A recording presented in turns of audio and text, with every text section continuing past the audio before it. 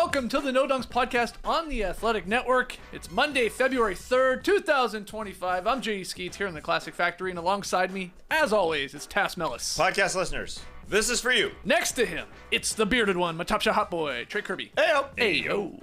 And over yonder, making the magic happen all weekend long, super producer JD. Hello. There he is. Here we are. Shout out to everybody joining us live. We love it. We love it. Hit the like button, subscribe. Podcast listeners, leave us a 5-star rating and review. Before we get into more thoughts on the weekend's blockbuster trades and get into our NBA weekend winners and losers, we'll actually talk a little bit about real basketball. We got some wedgies. We had two more wedgies over the weekend. Yeah, we had one on Saturday. It was Nick Richards getting away with a travel here. Big time. But, we'll take it as he sticks the little soft wedgie there in Portland. And then on Sunday, Jakob with another little gentle floater-like wedgie there. Sticks it in Toronto. They didn't boo that. So there's two wedgies. 24 and 25, halfway there, Tass, to that magical number of 50. They are magical. They are snowflakes. Yes. A 7-foot push shot. You don't see that all the time. And then a true travel, and then a wedgie. Do you remember a wedgie that happened just after a travel? I don't. That was I don't know. I don't know, man. It's pretty blatant. They didn't call it. That was shocking. Weird. So let's get into a little bit more on the blockbuster deals. Now, if you are just joining us here on Monday and you didn't listen or watch any of our shows from the weekend, we did emergency podcasts. We did this on Sunday morning because some of us were asleep on Saturday night when the trade went down, but we reacted to the Luka AD trade, of course, the big, most stunning deal in NBA history. And then Sunday night, we were all awake for this one, when the three-teamer went down, Fox going to the Spurs, Zach LaVine going to the Kings, and Trey Kirby's Bulls finally getting a guy named Trey Finally to his team. So can't wait for him to rock that jersey. But we've talked about these in some detail, so I encourage you, again, go check them out. The link to the YouTube of those shows is in the show notes. But, you've had some more time to think about this. We had an entire press conference. Oh, yeah. From Mavericks general manager Nico Harrison. He had a lot to say. So maybe we can start there of him saying, really admitting to a lot of things. One being, I only talked to the Lakers. Like, I talked to Pelinka. We had coffee 3 weeks ago. And then we talked this out, and that's how Luka ultimately made his way to LA. Yeah, I know, perplexing, but he had a whole lot more to say. But where do you want to go here, Tess? Well, after hearing that, I think it's clear it wasn't inevitable that Luka was leaving in a year and a half. It wasn't guaranteed. This happened for a couple of reasons. One, for money, I suppose, because they didn't want to pay Luka a max contract. The owners maybe didn't want to pay that. But also, basketball? A basketball style that Nico Harrison was clear about, that he wanted to go get Anthony Davis because they want to get big. They kind of want to emulate what the Cavs are doing, just be extremely huge. And the other team that Sam Amick reported that they inquired about, maybe Nico Harrison didn't talk to, but it sure feels like it was the Bucks. That they talked to one other, they inquired about Giannis, and maybe they didn't have a conversation about it, but Giannis wasn't available because he's going to be a lifer. Well, it sure feels extremely weird to say, hey, we want to get away from this heliocentric thing with Luka running everything, because you see what happened with our defense against the Boston Celtics. A coffee turns into that. That guy just dragged them to the finals. Yeah. And the way that Mavs fans are so hurt, they conducted their own funeral outside the stadium where they are first in attendance, and this is just extremely painful for all of them right here, right now, for a guy that everybody picked. He was the number one pick for MVP this season. He had the best odds. Everybody was picking him, and they trade him because they want to get bigger, and they just got so much older. This isn't younger. They did. This is for the present and the future. Nico Harrison said that's the confusing part. How is it for the present and the future? That's present, maybe. The future, come on. Well, yeah, Harrison said the trade was to, quote, make our team better. And he did, though, mention Luka's contractual situation. There was some consideration, like you said, Tass, maybe this idea ooh, man, do we want to lock ourselves into a 5-year, $345 million, contract, supermax with this guy this summer? But yeah, this guy just loves Anthony Davis too, is my takeaway. Find somebody that loves you as much as Nico Harrison loves Anthony Davis, because He really wanted that guy. And yeah, okay, maybe, hey, can we take Giannis? No, bye. All right, let's go get Anthony Davis. And that's why they really only talked with the Lakers. I do like the Giannis part of it, though. At least he asked for Giannis before getting to Anthony Davis.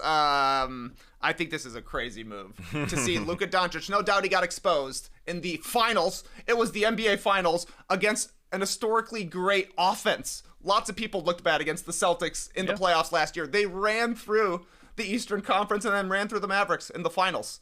Shouldn't the move be Luka get better at defense? They would have been able to trade him on a 5-year, $345 million max. Right. They probably would have gotten more back for him. I was just wondering if he knew that the camera's on while he was talking. He said he brought it up to Rob Pelinka, and Pelinka's like, "You're joking, right?"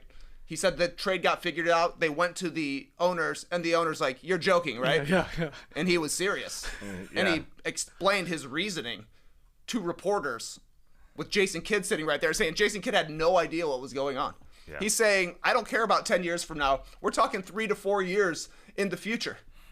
I'll be fired in 10 years," is what he said. I know. That's crazy. I know. You're going to get fired because of this move. Yeah, that was the extremely strange part. That it was up to Nico Harrison. It didn't go through J. Kidd. J. Kidd found it at the end, and he was just sitting there, blank-eyed. He looked like a deer in the headlights. Just, I don't want to listen to this. I mean, he couldn't have backed it. And then Nico Harrison said, yeah, J. Kidd did coach him when they won in the bubble with the Los Angeles Lakers as an assistant coach, but J. Kidd didn't say a word about knowing. Mm-hmm. And so it was up to one man. It was up to Nico Harrison, and he somehow convinced Patrick Dumont, the owner, to say, yeah, this is how we do it. Mm-hmm. And maybe the money comes into it as well because they are trying to build an arena and a casino combined if they can get it through Texas legislature. Very strange. That part's very strange. It's just the basketball part. It was up to one man to say, we are getting bigger and getting so much older. Yeah. I mean, simply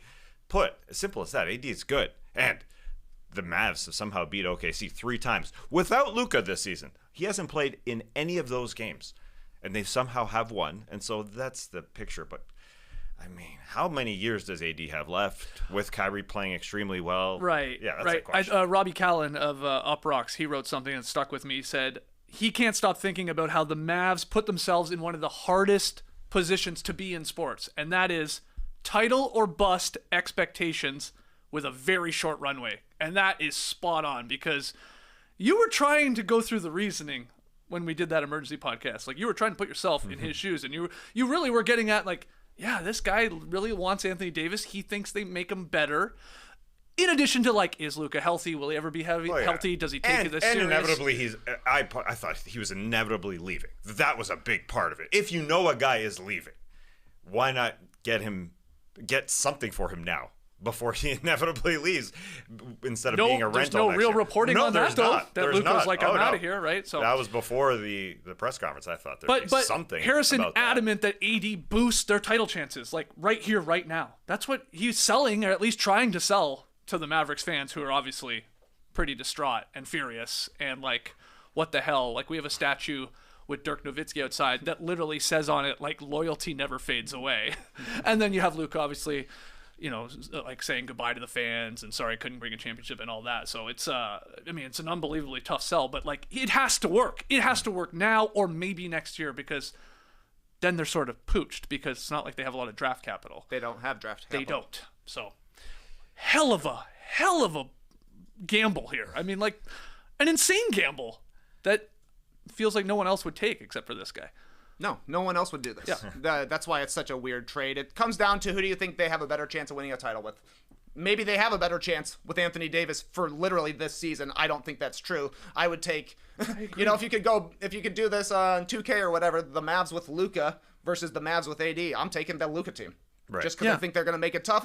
Matchups will play a factor. Like, the Mavs are going to be humongous, but everybody's playing the wrong way in positions. Like, they've got fives in Gafford and Lively, who's hurt right now. People are talking about Lively as a trade piece, because I think maybe everybody's like, what are Gafford and Lively going to look like without Luka throwing them lobs all the time? They don't dribble, you know? Yeah. They only catch lobs. PJ Washington, he's a 4. Now he's playing a 3.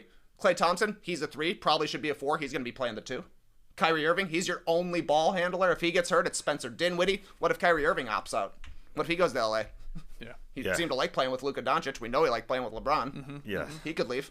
Yeah, it doesn't seem locked in. And I can see why they want to give up a 5 because Anthony Davis is going to finish games at the 5. Yeah, I mean, like when Draymond Green won a championship. You start playing beside Dwight, and then Dwight gets off the floor, and then your best lineup is Dre at the 5. And Anthony Davis should be playing the 5. But they also just don't have enough guards, so they're probably going to do that before Thursday. As a ball handler, it's Kyrie, it's Spencer Dinwiddie, it's Dante Exum who's injured. I mean, they really need a ball handler. That's for sure. To get into it, but really it's just odd because it sure felt like Luka wasn't inevitably leaving. The thing that he put on Instagram after he found out about the trade was his recent phone list. Who called him? It was Nico that he didn't pick up, and then he deleted that from Instagram because he needed to. So that just to me seems like he's pissed. He's extremely pissed, and if he was inevitably going to leave, then he wouldn't be that upset, you know. That part just doesn't equal out. And the Luka being pissed a part of this equation is exciting to Lakers fans because they want to be like, yeah, get pissed, man. Like, you're already incredible. What happens if he does take maybe his conditioning a little more seriously and just like levels up because of his, I guess, frustration and anger with the Mavericks and how he sort of got dealt? Like, that's a scary thought. In addition to being paired with LeBron, and they're probably going to try and maybe make some moves. I mean, they do need a center. They have to. They got to go get a big. What can they do? Who could that be? Obviously, as we lead up to the trade deadline on Thursday. And, you're going to hear a lot about, don't worry, there'll be some buyout guys. There will. They rarely make any impact whatsoever. That's and right. Guess what? We'll be just as guilty as going, oh, yeah, that's a nice buyout pickup. It won't matter. It really usually doesn't matter. The other part, the Nico Harrison comment of this is for the present and for the future, it just doesn't make total sense to go get so much older. And right here, right now, even getting into this year a little bit more, you said Derek Lively is injured. He could literally be coming back in April, just before the playoffs. Now, the Mavs had a very different statement than what was initially put out about him being out for 2 months. They said that he would be reevaluated in a month, just to say that Derek Lively needs to come back and get some freaking reps. I mean, yeah, they made the finals last year when they got Gafford and they got PJ Washington, but they had somebody carry them and they had a lot of camaraderie. They had played a lot of minutes together. It's so different this year. Yeah, It's just way different now. I mean, correct me if I'm wrong, but like after those additions at the trade deadline, the Mavs were like one of the best defensive teams. Top 5 from there on out. Yeah. So they were a defensive team. I mean, he keeps saying, Nico Harrison, like, defense wins championships. Defense wins championships. It's like, you had a good defense. You know, okay, did you nearly win the championship? No, it wasn't all that close in the finals, but my God, you got there. A couple more wins, but man, he seems hell-bent on like, we can't do this with Luka. We literally cannot win a championship with Luka. Like, he seems to have made that decision. Again, an insane gamble. Maybe he's right, but it sure feels like he won't be. And this is going to look and age so poorly. Him like going against the grain is like, oh, you watch this. I'll get rid of Luka now and I'll send him to the Lakers. I won't even talk to other teams because I got AD out of it. He's like, we want to be the Cavs. The Mavs went farther than the Cavs last year. What is he talking? Wild. Yeah. I guess he wants to be the Cavs of this year, but they don't have the guards really to do that. Yeah. Let's talk a little bit. I don't know. I feel like we kind of underplayed how big of a trade it is, actually. Like, this is going to be a momentous day in NBA history. You're going to remember this day. It's similar to me to LeBron going to the Heat the first time, KD going to the Warriors, where you're like, oh, the complete landscape of the NBA has changed. The Lakers are going to be a title contender moving forward for however many decades when they start actually building around Luka. Like, this isn't going to be the year, but the guy's going to be 26 at the end of the season. Yeah. They're going to build around him. The Lakers are a title contender. Dallas seemed like they were going to be a title contender for the next decade. Who knows what they're going to look like in 2 or 3 years? Who knows if they're going to have Nico Harrison and Jason Kidd, the guys who actually made this decision. It's just a huge deal. I was explaining to my kid yesterday, I was like, literally the Lakers, they always have the best players.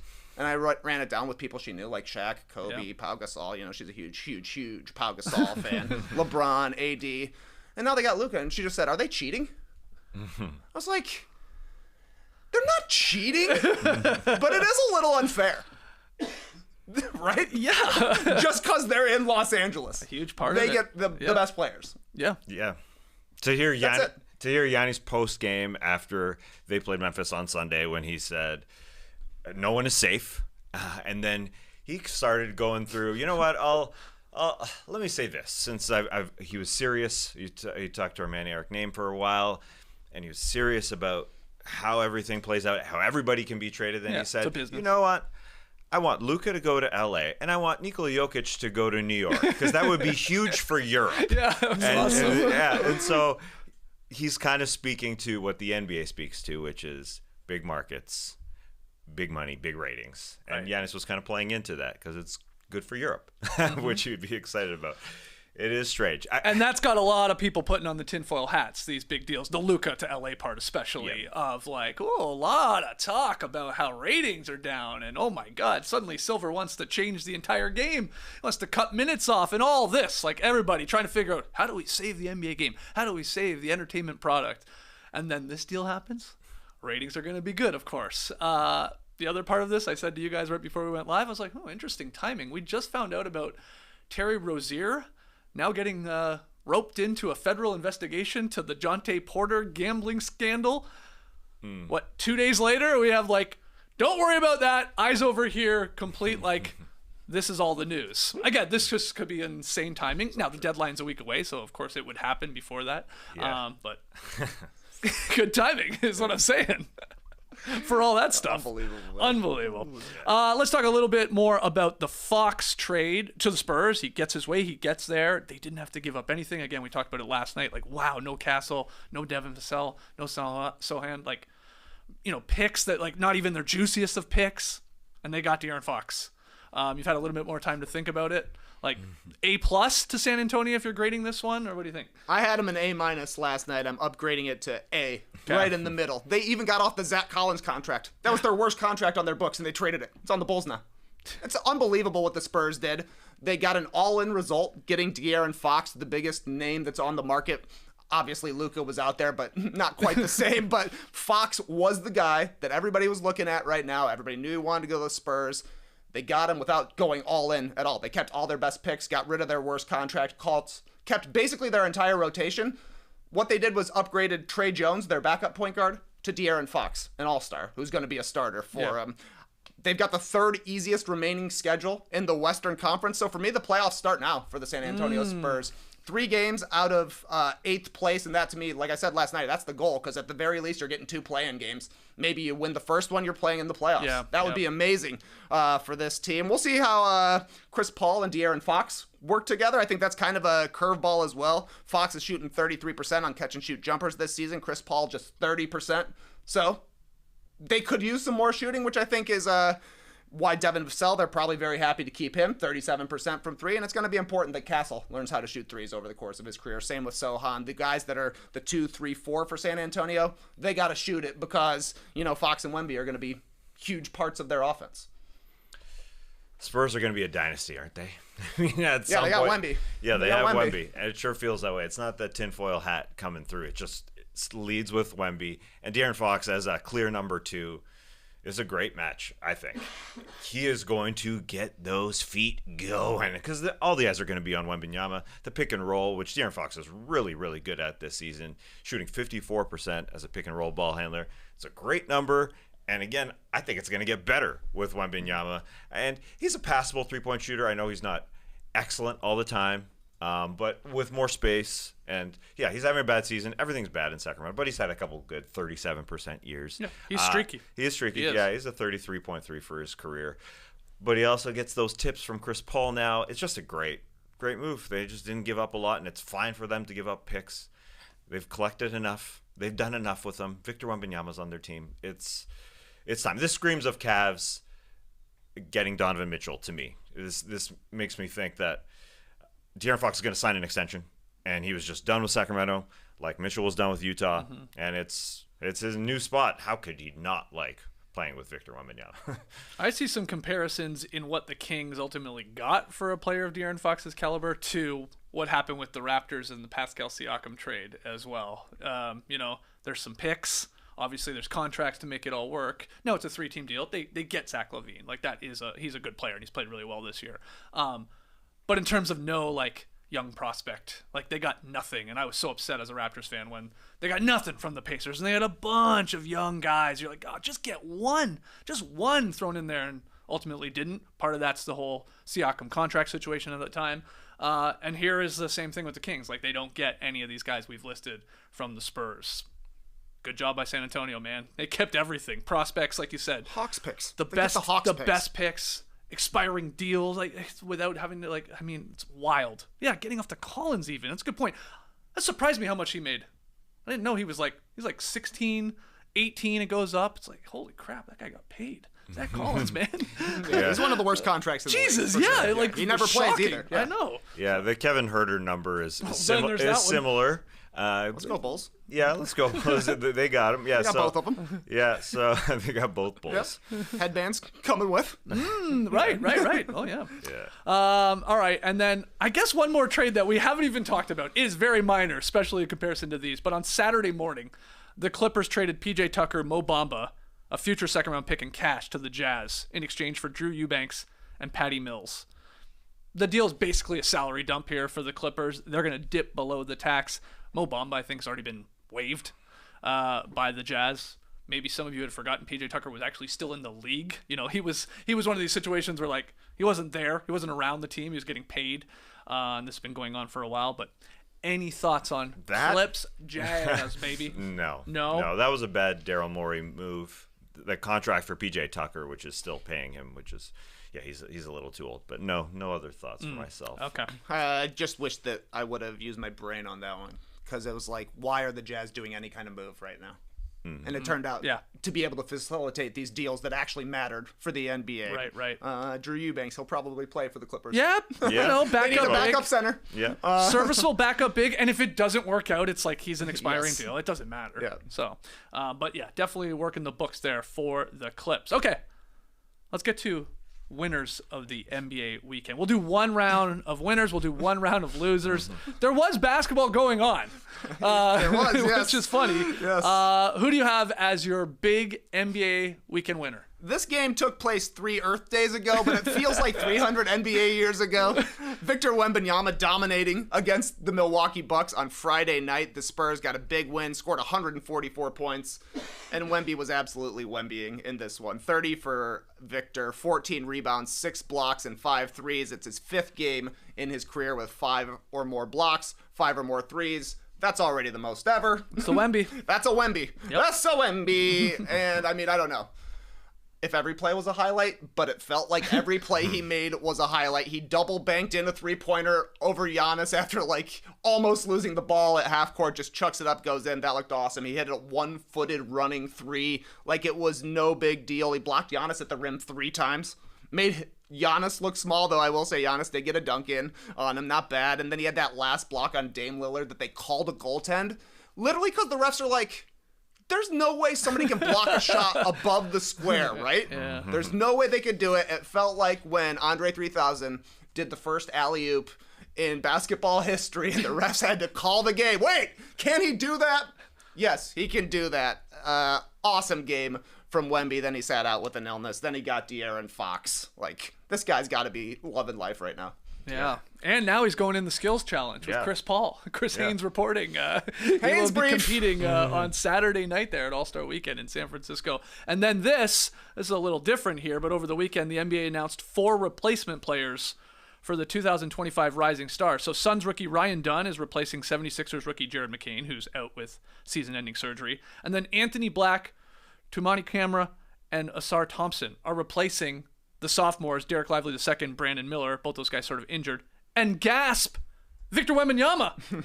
So Wemby gets the Friday night off now, but he'll be there for Saturday and Sunday, obviously, in the actual All-Star game.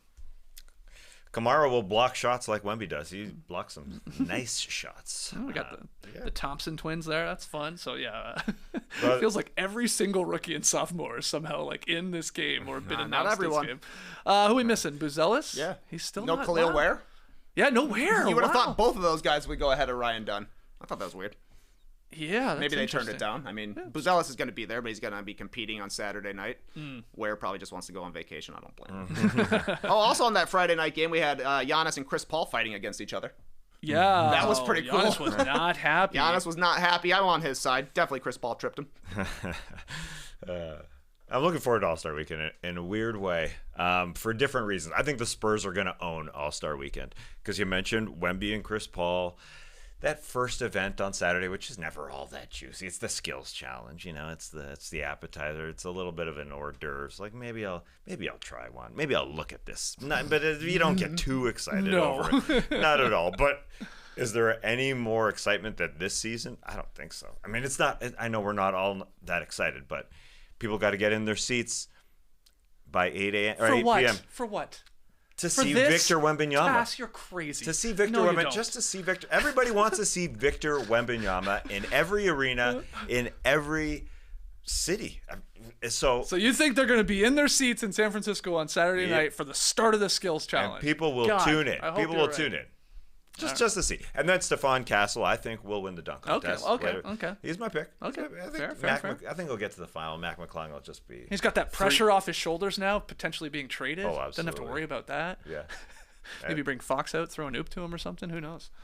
And then I don't know who plays defense on Sunday, but Wemby's playing, so... They win. Okay.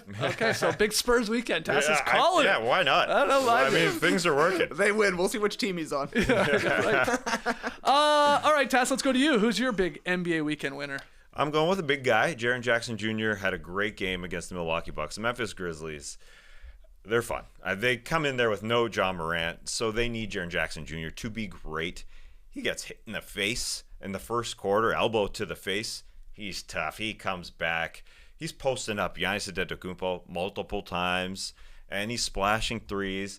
But they were down in the third quarter, and the Grizz their teammates just kept on coming through. It was impressive. Santi Aldama, we know, has been impressive all season long. He is a six-man candidate. He's just good all around. You just think, he's a three-point shooter. Then he'll put it on the floor. He had 3 assists in this one, 8 boards, 23 points, a steal and a block. And speaking of blocks, and speaking of Giannis getting blocked, Gigi Jackson blocked him at the top. A 20-year-old blocking Giannis Antetokounmpo. That was great stuff coming off the bench. And Scottie Pippen was setting up Jaren Jackson Jr. for those threes. 9 points, 10 assists, 4 steals off the bench. They're so deep. And they needed Jaren Jackson Jr. to splash those threes to get back in the game. He had 7 threes, 7 of 13. That's the second most threes of his career, so he doesn't do that all the time. But he just kept coming. When we went to that MLK Day game in Memphis, we got in the car and we drove from here to Memphis, 6 hours away, and we saw Jaren Jackson Jr. in 2022. I didn't think that he would evolve into a guy who could put the ball on the floor so well, and that was the most impressive part to me. Yeah, he was great post-ups in the last few minutes against Giannis, great time shooting a three, but he's able to just get into his moves quickly. He looks like a different guy, and so that was a dominant win. Memphis has won 7 straight versus the Bucks some way, somehow. Yeah. It's a weird one. But they're second. They sit in second over the Houston Rockets right now, a half game. So this is like, I think Trey said it in December probably, that no one was talking about the Memphis Grizzlies. And that's definitely happening now, here in February, that they're just kind of going under the radar. But the Western Conference playoffs are going to be super duper fun. Jaren Jackson Jr. is one of the most underrated players in the league right now. Yeah, the season he's having, not a lot of people have noticed. They've won 8 of their last 9. Over that stretch, he's averaging basically 25, 5. This is a thing. He doesn't rebound a ton, right? So like maybe the box scores don't wow you like that. But 25, 5, couple assists, over a block, shooting 41% from deep on a decent amount of attempts for a big guy like him, nearly 50% from the field. And this is all in 31 minutes per game. This isn't like a ton of minutes. Their only loss was to the Knicks over that span. He's been awesome. Good to see he's another all-star. I know the award has taken so many twists and turns, but most improved, he's actually improved as a player. Yeah. But, he was already an all-star, already won a Defensive Player of the Year. He's not going to win it. I get that, but he actually has if you watch the games, and you've talked a lot about him, TK. Yeah, he's got one move. It's Derek Zoolander mode. He goes left every single time. He goes left so often that when you see him shoot his three-pointers or his free throws, you're like, wait, he's right-handed. Yeah. He's been in the league for years, and still I'm like, it feels like he's a left-handed player because he was doing it to Giannis last night, just driving in the lane, giving him a shoulder bump, shooting the easy lefty. Mark Jones said, shoulder day for Jaren Jackson Jr. He said, put Giannis in the weight room. That was pretty impressive. Yeah. Scottie Pippen Jr. I thought was also huge in the win. Yeah. 4 steals, like you said. They all came in the fourth quarter, and he was just a pest defensively, picking up basically full court, getting the steals. Yeah, Jaren Jackson Jr. has really diversified his game because he's a good three-point shooter, like you're saying, kind of streaky. I thought the Bucks were a complete mess defensively, and most of his threes seemed like open looks where they didn't know what they were doing, but he's added the dribble drive game to it, and it's really opened things up for the Grizzlies, and deserving All-Star, and he's been playing great since he got named to the All-Star team. Yeah, for sure. All right, my winner of the weekend, just a little love to two teams that are hot as hell right now, but they're still near the bottom of the standings. The Toronto Raptors keep winning a bunch of games, and the Portland Trailblazers are cooking right now too. Both these teams are really figured some things out and putting together some W's. So a little love to them. But I'm going to give mine to Jayson Tatum and the Celtics, specifically Tatum, what he did in 2 games over the weekend. On Friday night, Tatum hit a beautiful jumper with 0.7 seconds remaining to give the Celtics the 2-point victory over the Pelicans, who were shorthanded there in New Orleans. Tatum hit the midi fadeaway. He hit it this time, and it was tough. They went to him. He bled the clock. He had McCollum on him. He sort of spun, and then here comes Herb Jones. Here comes the help, and pure, no rim at all. That was the game winner. A great look over to the camera. Someone had incredible footage there. The sideline footage was great. That was amazing. It looked like a commercial. God damn, did it ever. And he gave a cool mean mug to the camera. Looks so good. Is that Aura? Yeah. So there was that. I mean, that's impressive. Hit the game winner. But then he followed it up on Sunday. He scored 13 of his 35 in the fourth quarter as the Celtics came back from 26 down to beat the 76ers. 118-110. They won sort of handedly at the end. The Celtics used a 39-10 extended run to spark a big comeback. That's the largest in the NBA this season, that 26-point deficit that they came back from. Third largest in the last 20 seasons for the Celtics. So just good work. He was pretty instrumental in that. And first time in Tatum's career, back-to-back games of 10-plus assists. So all the scoring he's doing, which we know that he does, but facilitating here over these last 2. And he's unlocked that to his game, and it's gotten better and better as a ball handler and a facilitator. So Tatum, a winner of the weekend here. And, they're trying to hang on to the Cavs. The Cavs are still great. I think they're at 40 wins. But, the Celtics are there. They're there. They're holding on to the rope in that number 1 seed, if they even want it. And they're holding on to the 2nd seed because the Knicks are closer to them than they are to the Cavs. Yep. But the Celtics season is like that win against Philadelphia 76ers. They play when they need to. Yeah. They do what they need to. Yes. So that is going to be their season. Yeah. Any other winners that anyone wanted to show a little love to? Or should we do a round of losers? I mean, you hit it. My Sixers, tough loss for them. The way that the Celtics were able to come back like that. But a great win for my Raptors. Yeah, baby. Smelling the play-in. Yeah. It's legitimate. Yeah, that's right. I got 3 new teams to cheer for in the second half of the season. The Kings, because they're the Bulls. And then the Raptors and the 76ers. So you want them to That's jump great, the man. Bulls. It's awesome, yeah. It is freaking unbelievable. The more I look at that 16-33 record and how I believed in them the entire season, but I came to understand that the play-in tournament wasn't going to happen. But to see that's 16-33, that's less than a third of games that they win, and they somehow could still make it. They ain't that far back. The Eastern Conference is crazy. You can finish in the 10th seed and get a top 10 draft pick. That's honestly, at this point, I want to go point. back to the bubble rules where it's you have to be so many games to the actual playoff teams behind to warrant a play-in game, because I mean, it would be pretty insane if we have a team that's has 30 wins and they're like, hey, we got a chance, baby. Oh, yeah. Crazy. Go back to the bubble days. Didn't they take 22 teams to play in? To play in the play-in tournament to get into the playoffs. They had this extra team. I just remember you had to be within a certain amount of games to warrant it. That's definitely true. Yeah. That's true what it was. But it was a weird year, obviously. So. Get Zion there. Yeah, right. All right, let's do losers of the NBA weekend. Trey Kirby, get us started. I think it was a bad weekend on and off the court for the Golden State Warriors. Once again, referring to Friday, happened before the NBA completely changed. Blowout loss for the Dubs. Steph Curry scored 14 points on 14 shots. Andrew Wiggins, 17 on 20 shots. They were not really in this one against the Suns, and that's a team they're competing against. Pre-game, Steve Kerr even said, we're not in a position where we can just say, nah, we're good. Let's stand pat. That's the reality of where we are, which is a complete change of face from where the Warriors were like a week ago when you had Kerr, Draymond, and even Steph Curry saying, let's not make a move here. The tenor of things have changed, which I think is why I'm giving him a loser, because things got even worse off the court on Sunday. The Kings traded for Zach LaVine, which means that he's not going to be a Golden State Warrior. Yep. Then we got the Brian Windhorst report. Jimmy isn't going to sign an extension in Golden State, which ended the trade talks between Miami and the Warriors.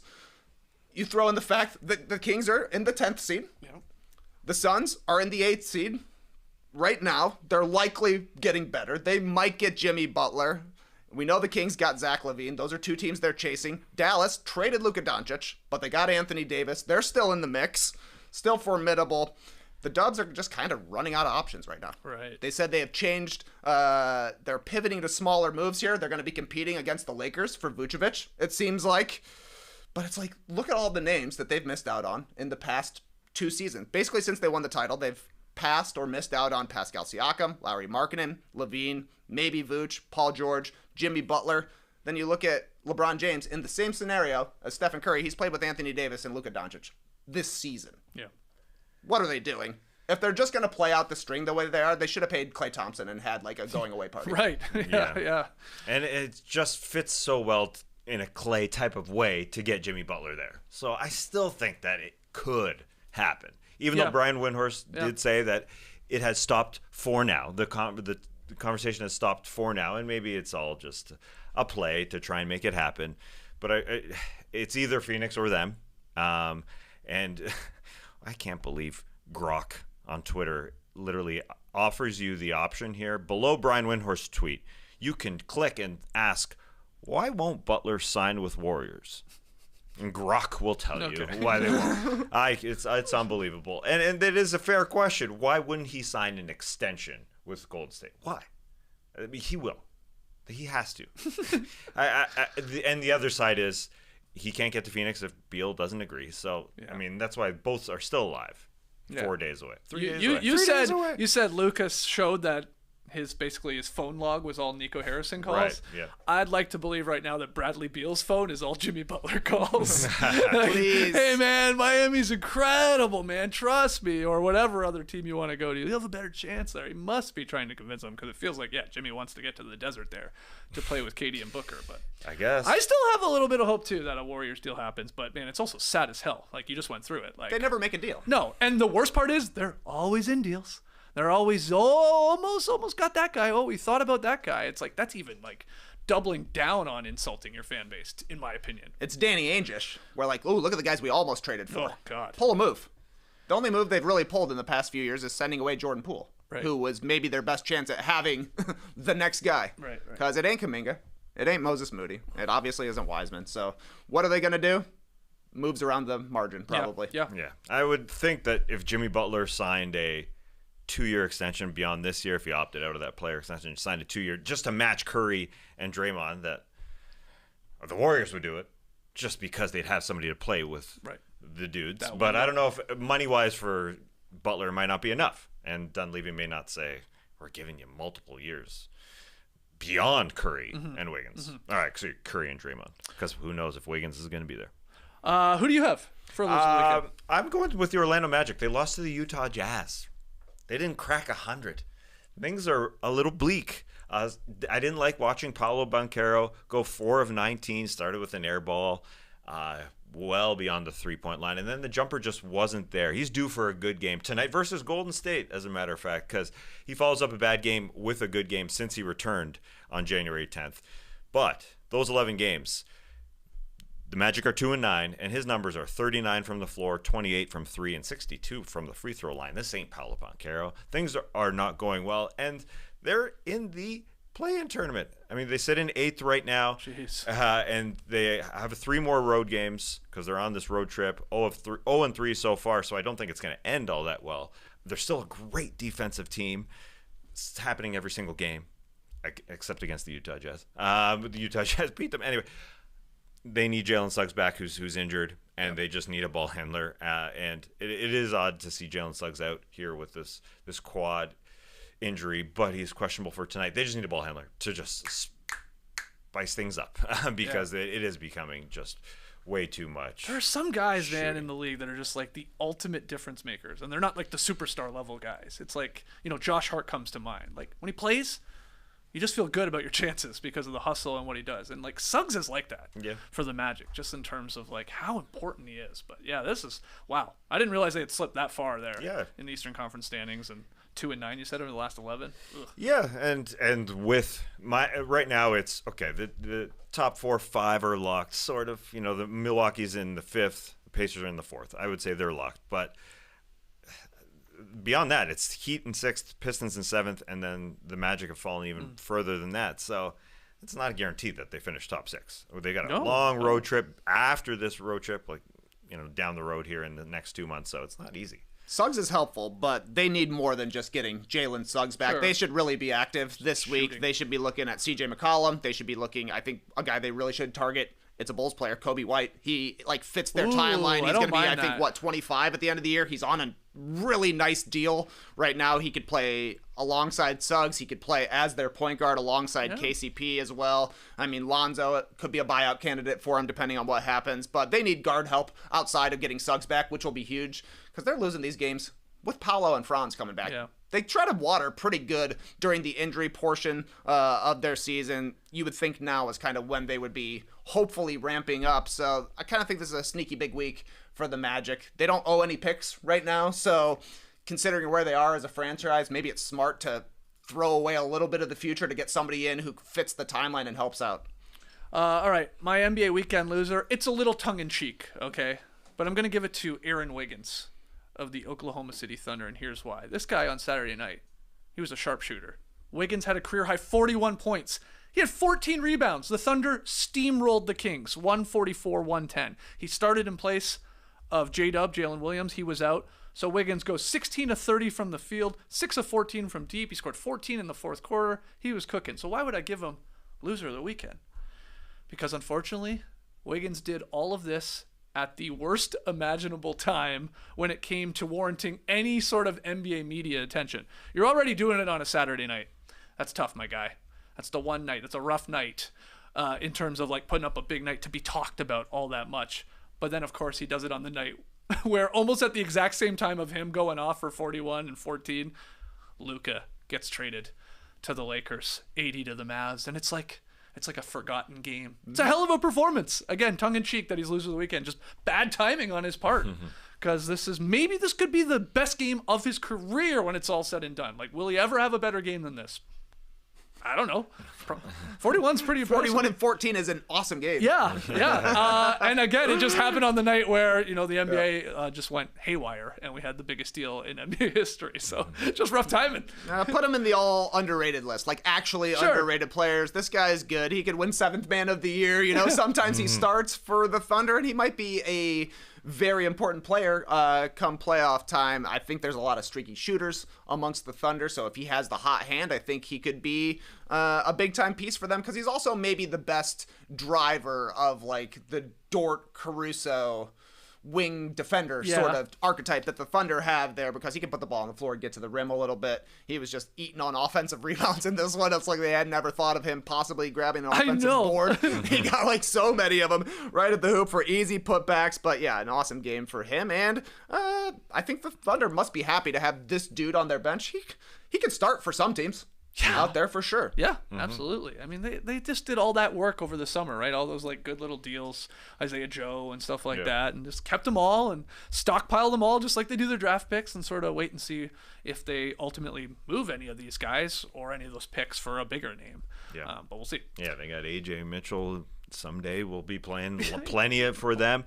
On the other side of the Kings, just like that was the end of it for De'Aaron Fox. Like the team was dead.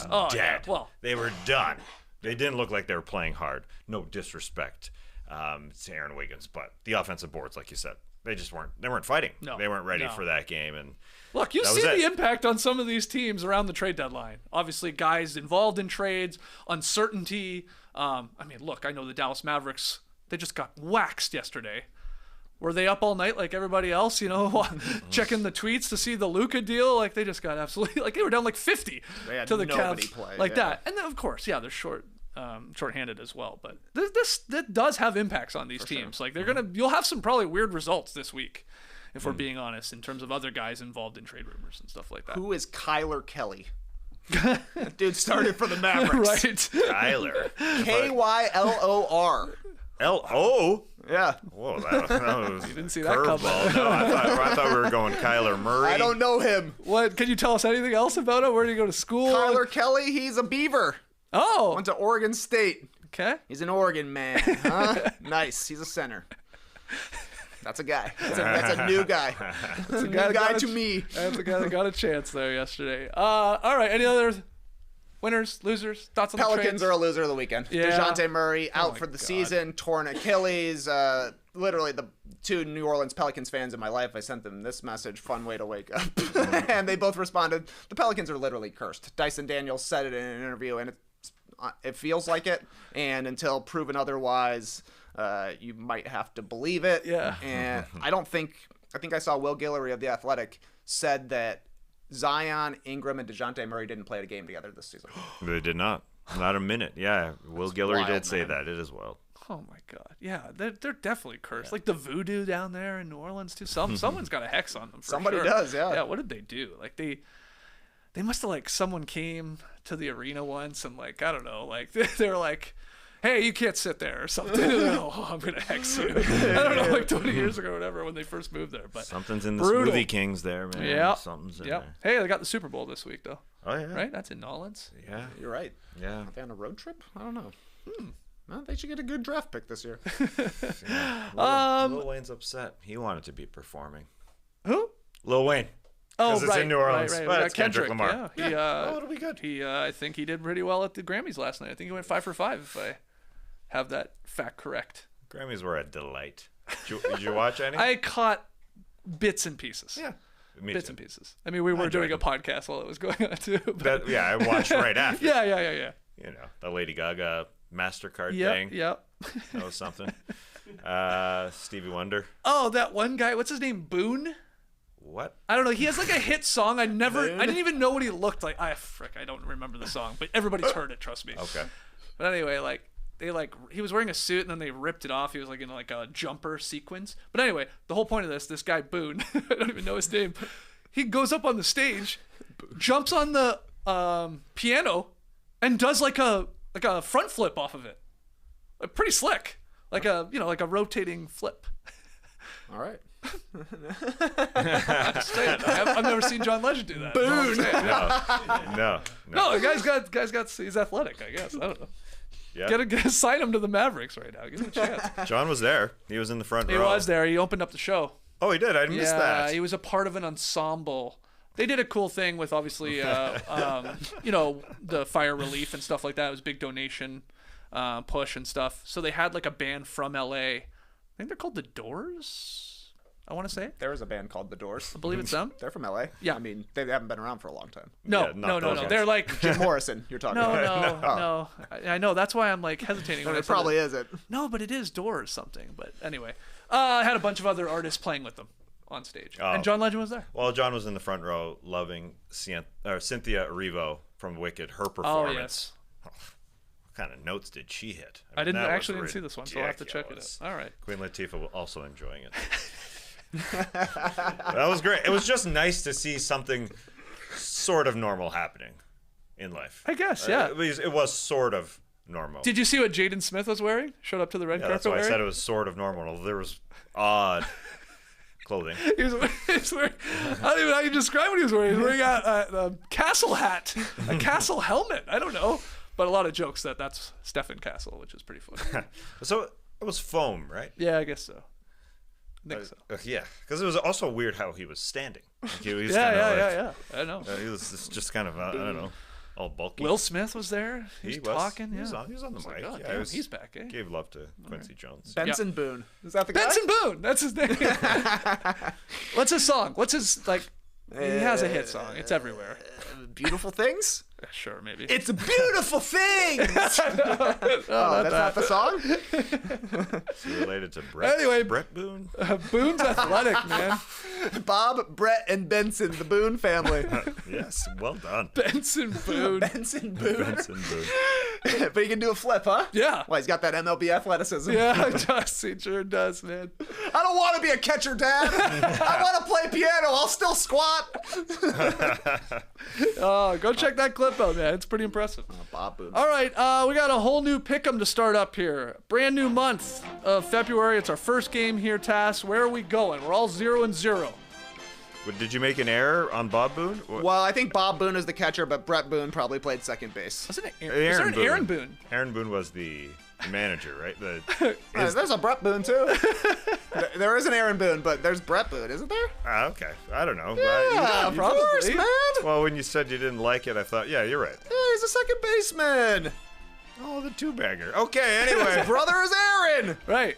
Moving on. We've got a rematch of the NBA Cup final tonight. Oh, wow. Now, if you look at the Thunder or Bucks schedule, that NBA Cup final didn't exist.